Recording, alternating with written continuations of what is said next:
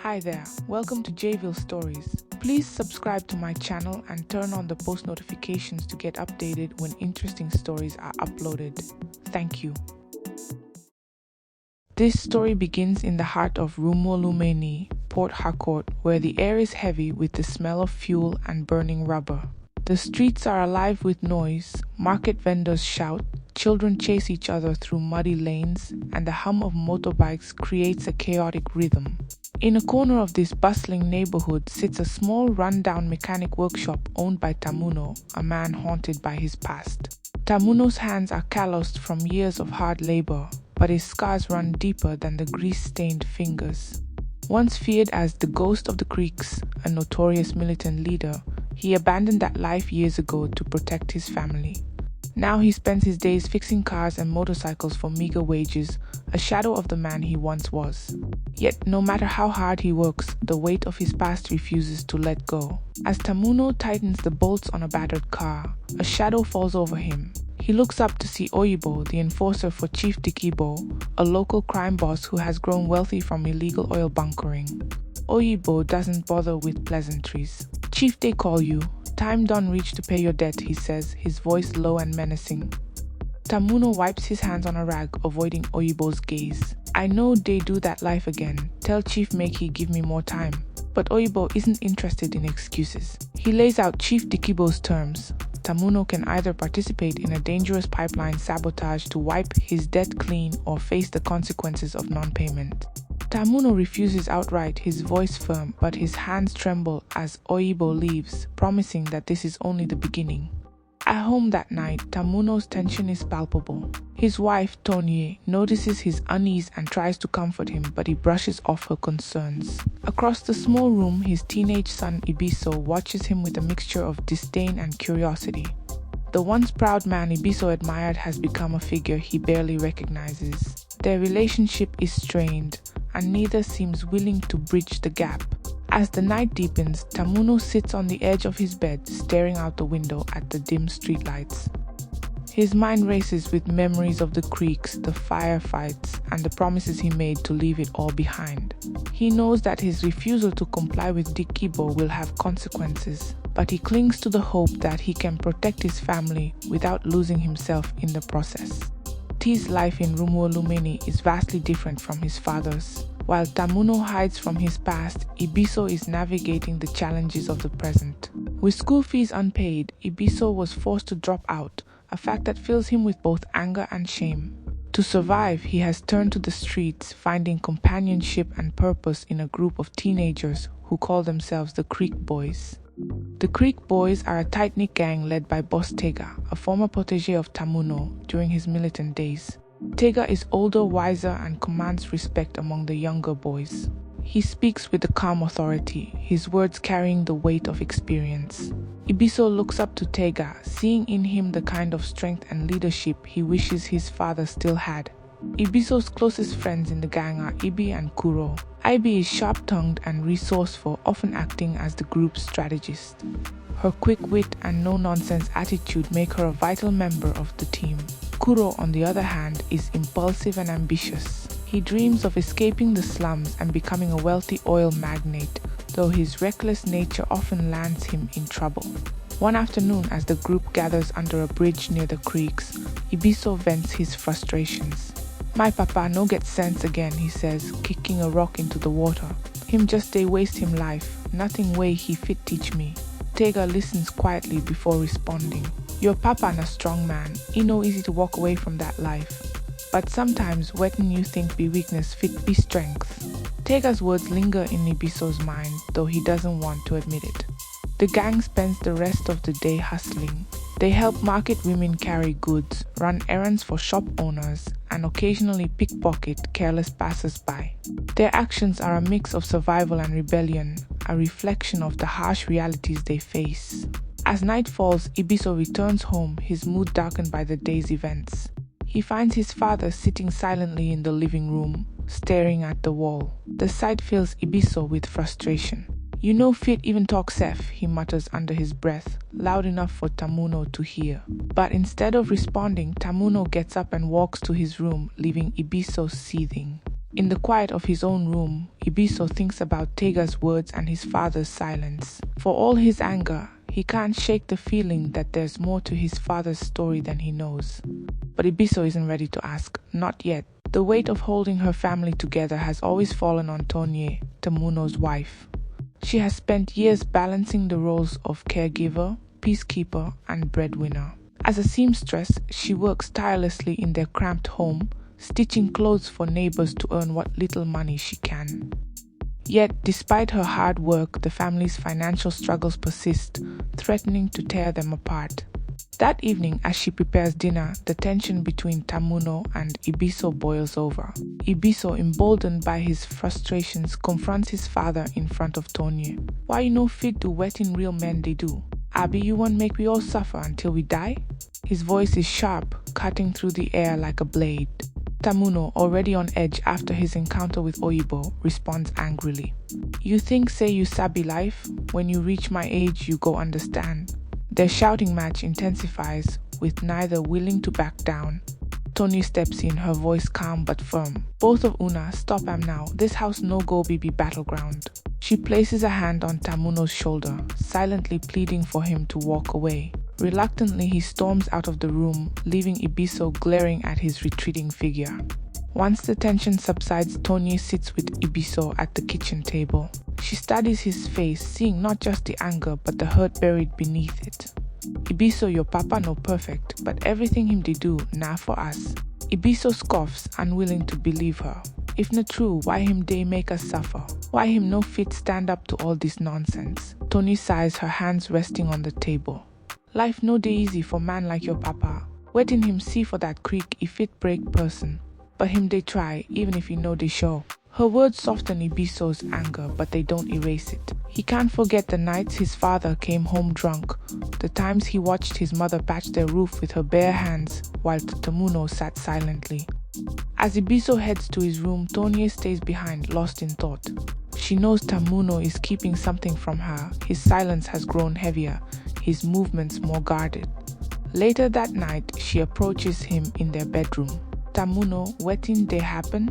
Why Oyibo they find you like this?" Tamuno hesitates, his gaze fixed on the ground. "I dey try protect una," he finally says, his voice barely above a whisper. Tonye places a hand on his arm. "But who go protect you? You no fit fight this battle alone." Her words stay with him, though he doesn't respond. As the night deepens, Tonye lies awake, staring at the ceiling. She worries for her husband, for her son, and for the fragile thread holding their family together. In her heart, she knows the storm is far from over. The next day, Tamuno's workshop is quieter than usual. His regular customers have started avoiding him, rumors of his death to Chief Dikibo spreading through the neighborhood like wildfire. Tamuno works in silence, his mind preoccupied with the choices before him. He knows Oyibo will return, and this time the stakes will be higher. By late afternoon, his fears are confirmed. Oyibo arrives, flanked by two burly men who stand menacingly at the entrance of the workshop. Oyibo's smile is cold, his tone laced with mockery. "Tamuno, you dey waste my time. Chief no dey like people wey dey drag leg." Tamuno straightens his jaw tight. "I tell you say I no go do am, make Chief give me more time. I go pay my debt." Oyibo laughs, his voice echoing through the empty workshop. "Time? You no get time, my friend. Chief say make I show you why e no good to play with am."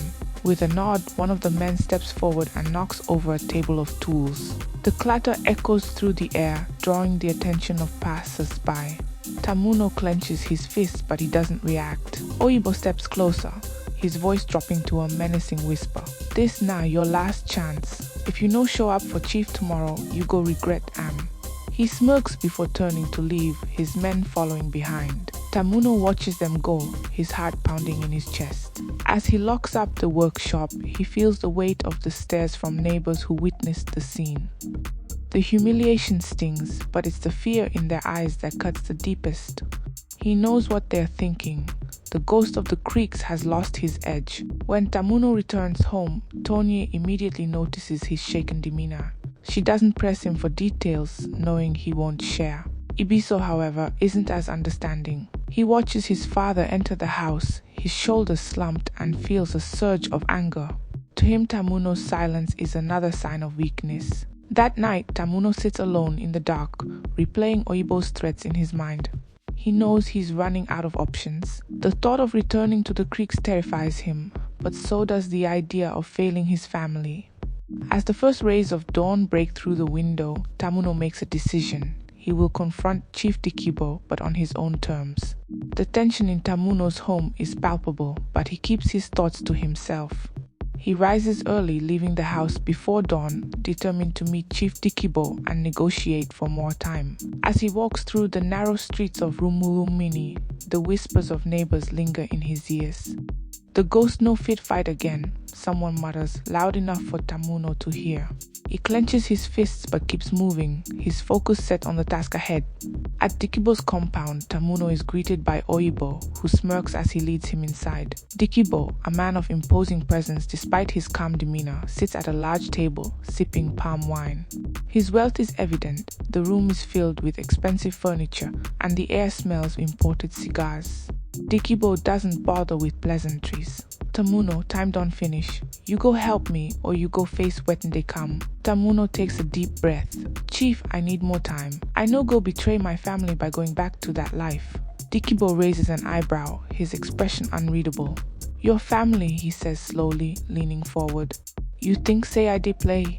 If you no do this job, your family go pay the price." The threat sends a chill down Tamuno's spine, but he stands his ground. "If you touch them, you go regret he says, his voice steady but low. Dikibo laughs, a deep, unsettling sound. "You still get small fire. I go give you till tomorrow. After that, no mercy." Tamuno leaves the compound, his mind racing. He knows Dikibo's threats aren't empty, and he begins to wonder if there's any way out. As he walks back home, he doesn't notice a shadow trailing him. Ibiso, determined to find out what his father is hiding, has been following him since dawn. From a distance, Ibiso watches his father leave Dikibo's compound. His heart sinks, "So not true," he whispers to himself. Papa won't go back to him old ways. Angry and disappointed, Ibiso returns to his friends Ebi and Kuro to share what he saw.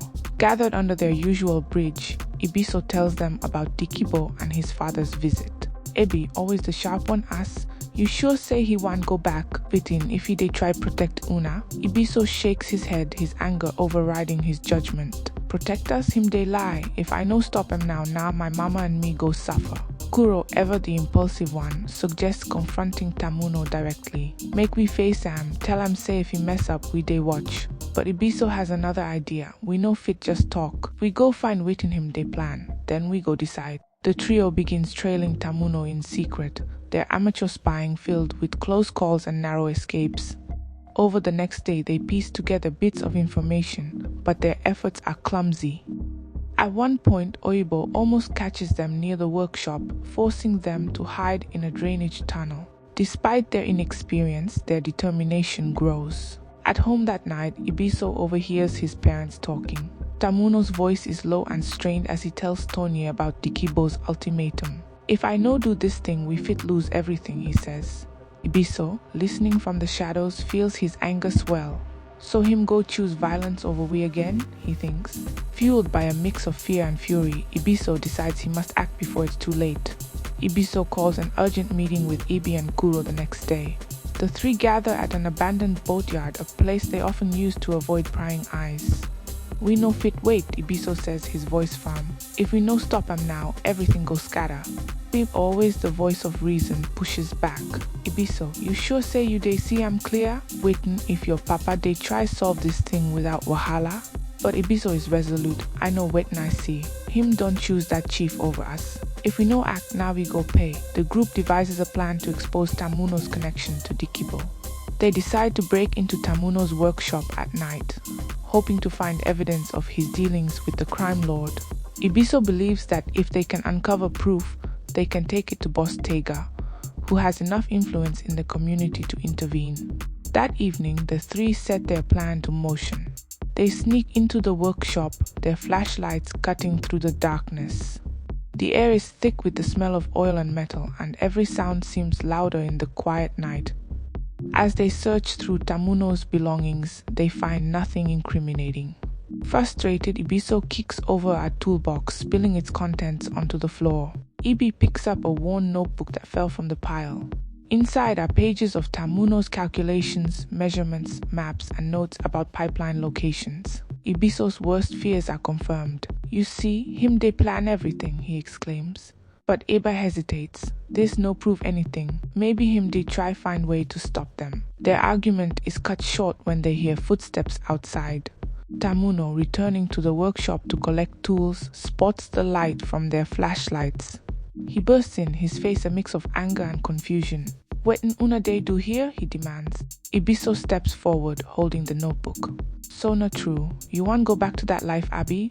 You want carry all of us enter Wahala again?" Tamuno stares at his son, his anger fading into something softer.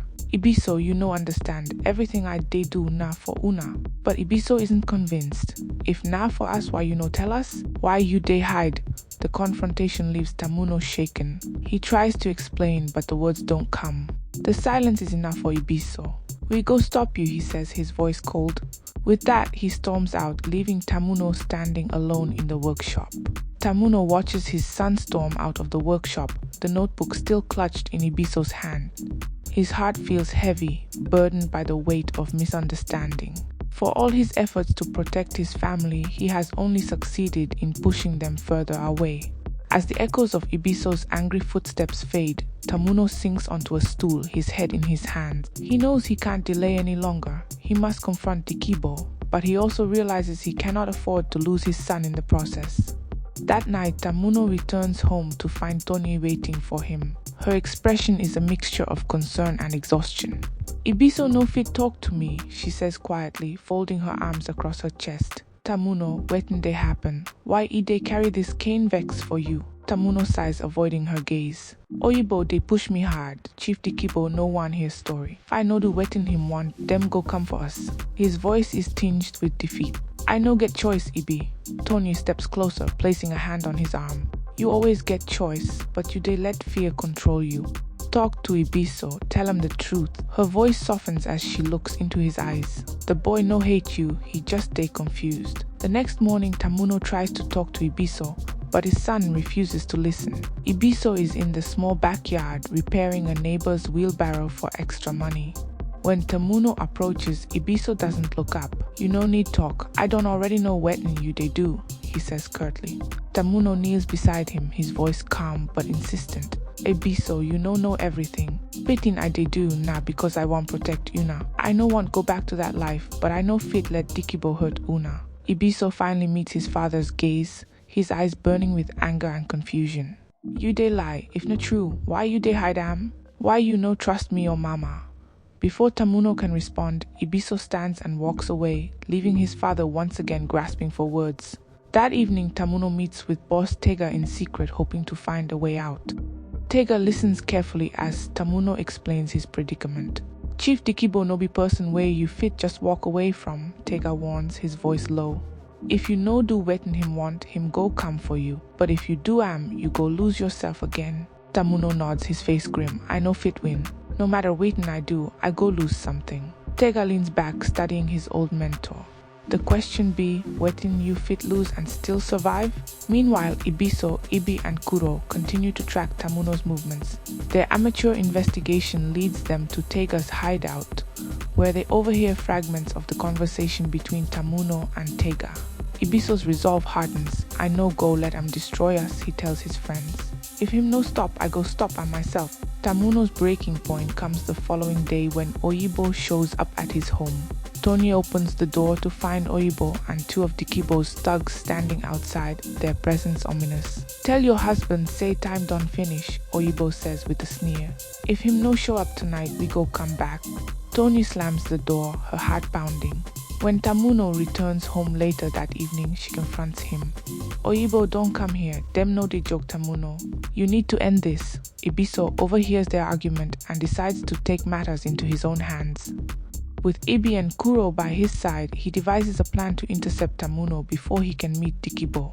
"If we fit stop him from reaching Chief, everything go end," Ibiso explains. That night, Tamuno prepares to leave, his face set with determination. As he steps out of the house, he is met by Ibiso and his friend blocking his path. "You know they go anywhere," Ibiso says, his voice trembling with emotion. "If you step out of this house, you know be my papa again." Tamuno stares at his son, his own anger flaring. You think say you fit stop me, you know no wedding day at stake. But Ebiso refuses to back down. I know wedding day at stake. Na mama, na Minadi's family. And I no go let you throw everything away. The confrontation grows heated with Tamuno and Ebiso shouting over each other. Finally, Tamuno's voice breaks. You think say I want do this? I dey fight for Una. Everything I don't do now because I no want lose Una. His words hang in the air, and for the first time, Ebiso sees the pain and fear in his father's eyes. Before they can say more, a car pulls up outside the house. Oyibo steps out, flanked by Dikibo's men. Time don't reach, he says, his voice cold. Make we go. Tamuno takes a deep breath and steps forward, but Ebiso grabs his arm.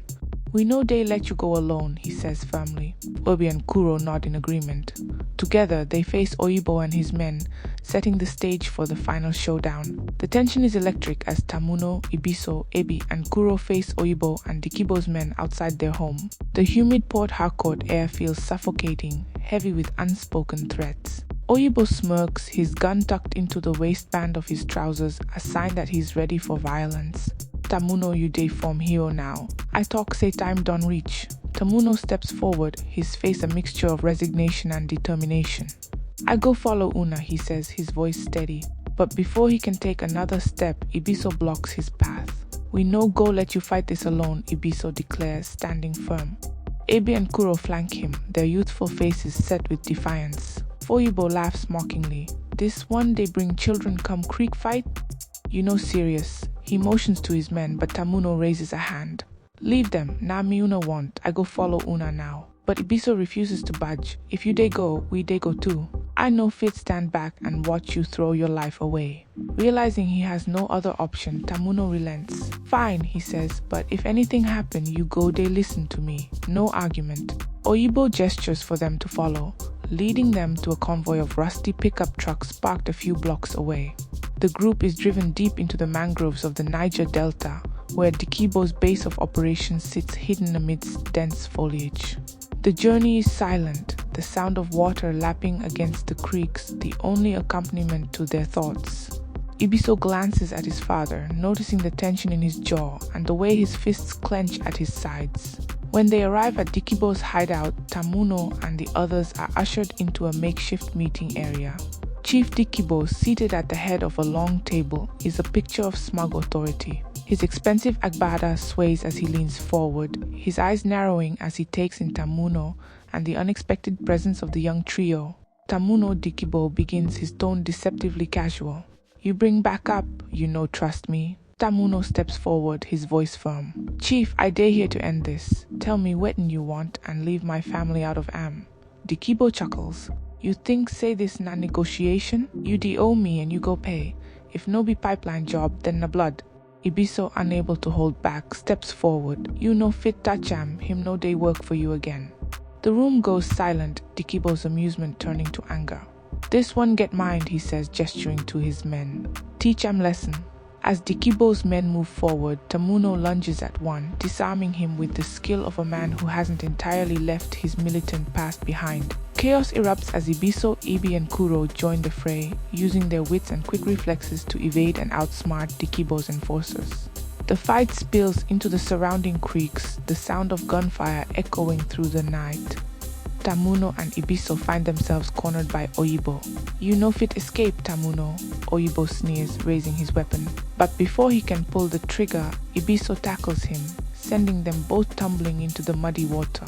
Tamuno grabs a nearby stick, swinging it with all his strength to knock Oyibo unconscious.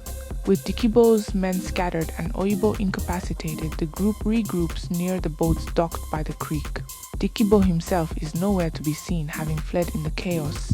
Tamuno looks at his son, bloodied and bruised, but standing tall. You no suppose follow me here, he says, his voice heavy with both gratitude and guilt. Ebiso shakes his head. I no fit leave you, Papa, we dey this together. The sun begins to rise as Tamuno, Ebiso, Ebi, and Kuro make their way back to Rumuolumeni. The adrenaline of the night has worn off, replaced by exhaustion and quiet reflection.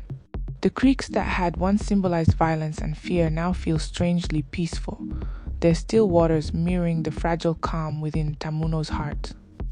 At home, Tonya waits anxiously by the door. When she sees them approaching, relief floods her face, but it is quickly replaced by concern as she notices their injuries. "Wetin happen?" she asks, her voice trembling. Tamuno embraces her, whispering, "It don't finish. We dey safe now." Over the next few days, the family begins to rebuild their lives. Tamuno, though still haunted by his past, takes steps to ensure he will never again fall into Dikibo's trap. He strengthens his ties with Boss Tega, who offers to help him find legitimate work through the community. Ibiso, inspired by his father's determination, returns to school with the help of Tega's connections.